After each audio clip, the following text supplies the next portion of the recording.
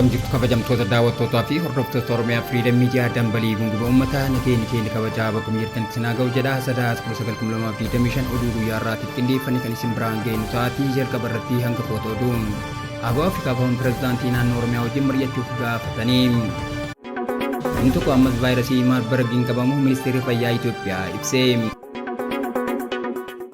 Pirezidaantii Doonaald Tiraamp mootii Saudi Arabiyaa Waayit Haawusitti simatanii Kiristaanoo Roonaaldoonis irratti argame.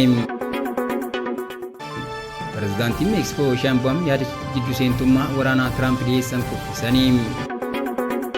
Rakkoo dippiloomaasii hammaataa dhufeen Jaappaan lammiilee Chaayinaa keessa jiraniif akeekkachiisa nageenyaa kennite. OFM dambalii gunguma uummataa irraa oduu isinitti himuun kan isin waliin turu ani Gadaa Walaabuutii amma oduu bal'inaan. Abaa fi kaafaawwan pirezidaantii naannoo Oromiyaa wajjin mari'achuuf gaafatanii. Hayyuu dureen Abaa'oo Obbo Daawud Ibsaa fi dura ta'aan Koongiresii Federaalawaa Oromoo kaafaa'oo Piroofeesar Mararaa Guddinaa xalayaa ifaa pirezidaantii naannoo Oromiyaa Obbo Shimallis Abdiisaaf barreessaniin marii taasisuuf beellamni akka isaaniif qabamu gaafataniiru. Guutuu isaa akka taanutti isiniif dhiyeessina. Hayyuu dureen Abaa'oo Obbo Daawud Ibsaa fi dura ta'aan Koongiresii Federaalawaa Oromoo kaafaa'oo Piroofeesar Mararaa Guddinaa xalayaa ifaa pirezidaantii naannoo Oromiyaa Obbo Shimallis Abdiisaaf barreessaniin marii taasisuuf beellamni akka isaaniif qabamu gaafataniiru. Xalayaan ifatti barreeffame kun chaappaa dhaabota lamaanii kan qabu yoo ta'u sadaasa 18,2025 barreeffamuunis irraa mul'ata. Waajjirri mootummaa naannoo Oromiyaa xalayicha isa dhaqqabuus ta'e gaaffii dhiyaateef deebii kennuu hin beeksisne. Durataa Koongiresii Federaalistii Oromoo Piroofeesar Mararaa Guddinaa dhimma maalii irratti mari'achuuf xalayaa akka barreessan BBC'n gaafate. Piroofeesar Mararaa dhimma nageenyaa naannoo Oromiyaa irratti pirezidaanticha dubbisuu barbaadanii xalayaa kana Abaa'oo waliin akka ifatti barreessan himaniiru. Uummanni keenya rakkoo keessa jira iddoo baay'ee dhumaatiin kan jiru ta'uu ibsanii Arsii, Harargee, Shawaa fi Wallagga namni hidhamaa daramaa rakkoonuma kana irratti yoo nu dhaga'aniif dubbisuu barbaanne jedhan. Kanaan dura dhimma nageenyaa Oromiyaa irratti dhaabonni kun lamaan yeroo garaagaraatti ibsa baasaa turaniiru. Hariiroon pirezidaantii naannoo Oromiyaa Obbo Shimallis Abdiisaa wajjin qabanis akka laaffate himaniiru. Quunnamtiin keenya akka hin taanetti erga citee waggaa 4 jedhanii. Marii pirezidaantii naannichaa waliin taasisuuf abdatan irratti maaltu nagaa booresse, maaltu nagaa fida, maaltu gara sirna demokiraasiitti ceesisa waan jedhu ka'uun hin oolu jedhan. Dhimmi mootummaa ce'umsaa marii gaafatan kana irratti ka'uu danda'u irrattis piroofeesarichi deebii kennaniiru. Waa'ee mootummaa ce'umsaa marii hin taasin ta'us jechuun na rakkisa jechuun dhimma nageenyaa Oromiyaan alatti ajandaan addatti qabatan akka hin jirre himaniiru. Mootummaan rakkoo biyyattii waggaa 170-150 ture akka ta'utti hiikuuf fedhii qabaataa hin turre jechuunis komatu. Filannoo marsaa darbe irratti sababa dirreen siyaasaa dhiphateef osoo hin hirmaatin akka hafan himuun hirmaachuu dhabuu isaaniif gaaffii akka hin qabaannes ibsaniiru. Warri kanaan dura paartilee mormituu filannoo irratti hirmaati jijjiirama siyaasaa fidee gara nagaatti deemame osoo jiraate ni gaabbina ture garuu wanti ta'aa jiru murtoon keenya akka sirrii ta'edha kan agarsiisu jedhan. Inuma rakkoon hammaate malee waan jijjiirame akka hin jirre himanii. Abaa'oo fi kaafaawwan filannoo bara 2018 irratti akka hirmaatan ibsuun haal dureewwan guutamuu qaban jedhan garuu dhiyeessaniiru. Dhaabota lama kana dabalatee paartileen mormitootaa kan filannoo biyyaalessaa Itoophiyaa bara 2018 adeemsifamu bilisaa fi akka qabeessa akka ta'uuf fooyya'insi taasifamuu qabu irratti ibsa waloo jalqaba sadaasaa kana irratti kennanii ture. Abaa'oo fi kaafaawwan kanaan dura mariif affeerraa ministeera muummee Dr. Abiyyi Ahmad dhiyeessaniif fudhataa hin turre. Amma pirezidaantii naannoo Oromiyaa wajjin maaliif mari'achuu akka barbaadan wayita gaafatamanitti walgahii ministeera muummichaa waamuu walgahii rakkoo siyaasaa itti hiikan osoo hin taane waan baay'ee bira darbamee itti diddibame darbama malee rakkoon tokko 2-3 jedhamee hiikamu hin jiru. Kanaaf deemnes bu'aa buusnu hin jiru jenneeti hirmaataa hin turre jechuun ibsaniiru. Mariin kun yoo taa'ama ta'e waliin buna dhuganii gargar bahuu ta'uu hin qabu. Dhimma guduunfaa tokkorra gahu ta'uu qaba. Eenyurraa maaltu eegama kan jedhu dubbatamuu qaba jechuun ibsanii. Mootummaan naannoo Oromiyaa gaaffii isaaniif deebii yoo hin kennine qabsoo akka itti fufanis dubbataniiru. Namni tokko ammas vaayirasii Maarbargiin qabamu ministeerri fayyaa Itoophiyaa ibse. Biyyoottan Afrikaa lammiileen isaanii of eeggannoo akka taasisan yaadachiisuun hordoffii to'annoo jalqabanii jiru. Bal'ina isaa akka taanutti isiniif dhiyeessina. Biyyoottan Afrikaa lammiileen isaanii of eeggannoo akka taasisan yaadachiisuun hordoffii to'annoo jalqabanii jiru. Naannoo kibba Itoophiyaa magaalaa Jinkaatti kan jalqabe dhibeen vaayirasii Maarbargiin ammas nama dabalataa tokko irratti argamu ministeerri fayyaa Itoophiyaa ibse. Ministeerichi ibsa kaleessaatiin saamudaa laaboraatoorii nama 9 fudhatame keessaa namni tokko vaayirasichaan qabamee jiraachuu mirkanaa'ee jira jedhe. Kana hordofees namootni vaayirasii kanaan qabamuun isaanii mirkanaa'ee 4 ta'us ibsameera. Dr. Maqdas Dhaabaa ministeerri fayyaa Itoophiyaa ibsa miidiyaaf dhiyeenya kennaniin mallattoon nama vaayirasii kanaan qabame kan irratti mul'ate du'an namoota 6 keessaa namoonni 3 vaayirasii kanaan qabamanii du'uu mirkanaa'uu ibsanii turanii.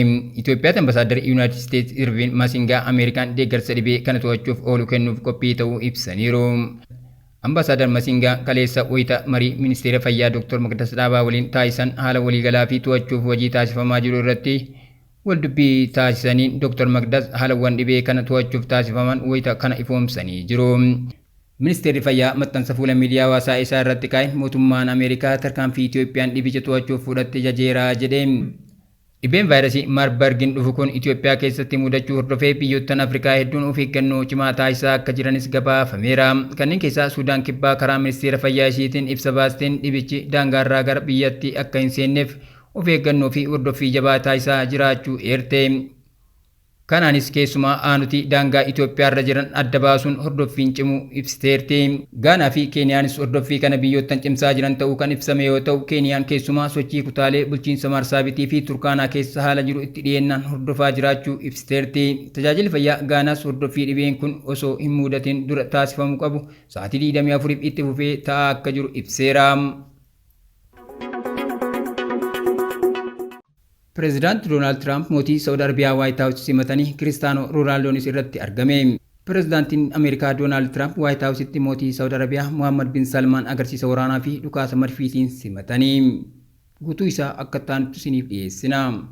Pireezidaantiin Ameerikaa Doonaald Tiraamp Waayit Haawusitti mootii Saawud Arabiyaa Mohammad bin Salmaan agarsiisa waraanaa fi dhukaasa marfiitiin simatanii. Simannaa waan akkanaa kun bulchiinsa Tiraampiif Saawud Arabiyaa hangam barbaachistu akka taate kan agarsiisudha jechuun Berneed Deebusmaan Waayit Haawus irraa barreesseera.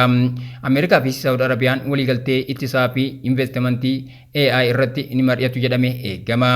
Tiraamp walgahii kana akka carraatti fayyadamuun hariiroo Saawud Arabiyaa fi Israa'el waliin qaban idileessuu irratti dhiibbaa gochuu ni malu jedhameera. Dursaan garee kilaba Saawud Arabiyaa Al Naasir Kiristaanoo Roonaaldoo daawwannaa mootii Saawud Arabiyaa Mohammad bin Salmaan Ameerikaatti taasisaniin wal qabatee Waayit Haawusitti akka argamu aanga'aan tokko mirkaneesseera. Daawwannaa kanaan dura Tiraamp gaazexeessitootaaf ibsa kennaniin Ameerikaan xiyyaarota waraanaa F-35 Saawud Arabiyaatti akka gurgurtu himuudhaan michuu keenya jabduudha jedhanii. Pireezidaantiin Meeksikoo Kilaawudiyaa Sheembaam yaada Ameerikaan kaartelii qoricha sammuu namaa hadochuu dachee Meeksikoo irratti tarkaanfii waraanaa fudhachuuf dhiyeessiti cimsanii mormaniiru. Guutuu isaa akka ta'anitti isiniif dhiyeessina.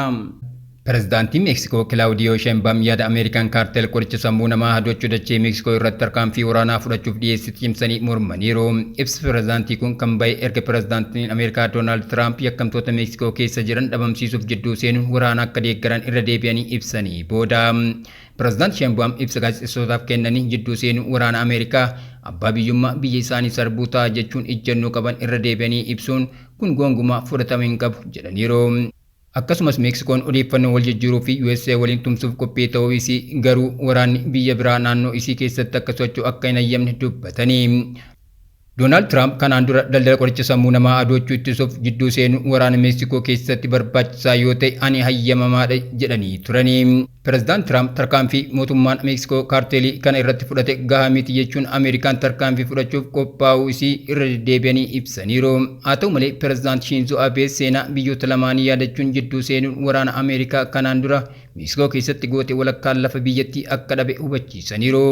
Kanaaf bulchiinsi isaanii wayita ammaa jidduu seensa biyya alaa kamuu akka hin fudhannee fi dandeettii keessoo fi tumsa dippiloomaasii mataa isii qofaan rakkoo kana furuuf kan hojjetu ta'uu cimsanii dubbataniiru.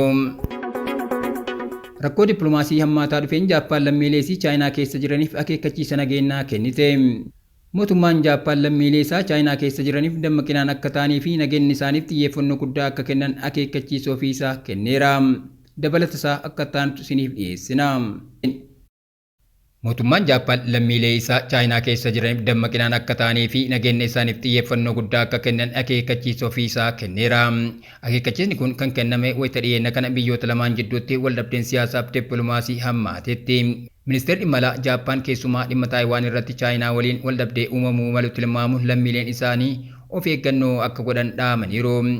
Akka akeekkachiisa kanaan lammiileen Jaappaan Chaayinaa keessa jiran walgahii fi hiriira gurguddaa irraa akka of qusatan gaafatamaa jiru.